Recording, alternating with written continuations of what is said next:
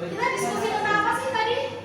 Environmental issue, tentang isu lingkungan. Kita tadi juga sudah membahas beberapa hot news yang baru terjadi. Kita lihat ada banjir, ada korupsi. Nah, polusi, ada korupsi. Oke? Nah, menurut teman-teman, bagaimana perasaan teman-teman setelah kalian membaca suatu berita tersebut, entah yang tentang korupsi, tentang polusi, tentang banjir? What do you feel?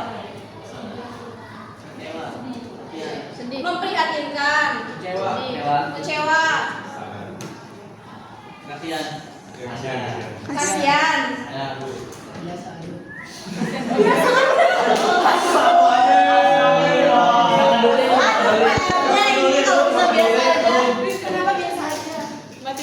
Karena itu nggak relate sama kamu gitu, jadi kamu merasa biasa aja. Belum pernah ngalamin. Karena kamu tidak mengalami hal itu, jadi kamu merasa oke. Kalau yang tadi bilang tadi dengar ini boys bilang kecewa, kenapa? Karena yang tadi Bu. Ya. Oke. Gimana nih? Dia bilang perasaan ini bilang kecewa. Saya kan sudah beli bensin sekali pertama ya. Ternyata ini Bu dicampur sama pertalite. Perlukan untuk istirahat, untuk persiapan sholat zuhur berjamaah. Terima kasih kepada Bapak Ibu pendamping di kelas 11. Diperbolehkan untuk istirahat terlebih dahulu, persiapan untuk pelaksanaan sholat zuhur berjamaah. Semuanya sholat zuhur terlebih dahulu, sesuai dengan jadwal untuk berdoa. Terima kasih. Ya. Jadi kamu kecewa karena merasa ditipu. Iya Bu. Dibohongi. Tadi ada yang bilang juga sedih. Kenapa sedih? Kenapa kalian sedih setelah melihat berita itu? Karena ada korbannya. Ya, korbannya bisa apa ya? Ada korban jiwa dan juga material juga. Terus kenapa lagi? Kita melihat lingkungan kita yang menjadi rusak Lingkungan kita menjadi rusak. Tadi ada juga yang bilang prihatin.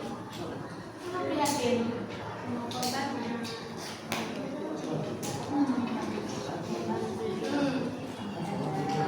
beritanya tuh ada bayi yang katanya jadi korbannya.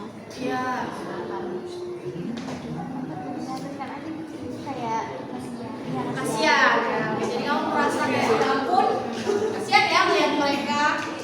Nah, setelah perasaan kalian ini, kira-kira dalam diri kalian muncul satu kesadaran nggak untuk melakukan sesuatu? Ya. Apa? Yang pertama pastinya kita berdoa, ya kan? Membantu mereka lewat doa. Selain itu,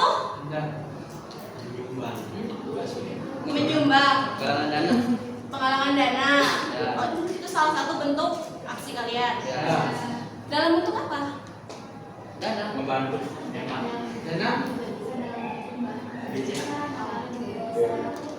Ya. Jadi ada beberapa macam yang kalian bilang. Bisa penggalangan dana, bisa juga dalam bentuk barang ataupun bahan makanan. Oke.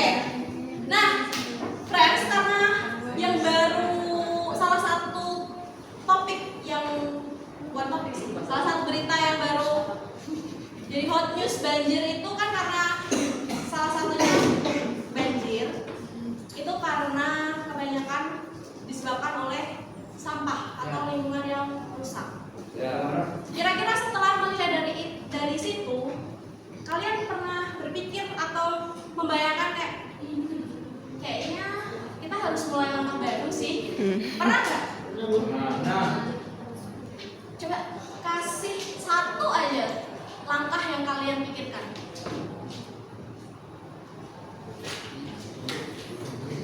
Apa? Miss dulu nih. Oh Miss, yang pertama adalah tidak buang sampah sembarangan.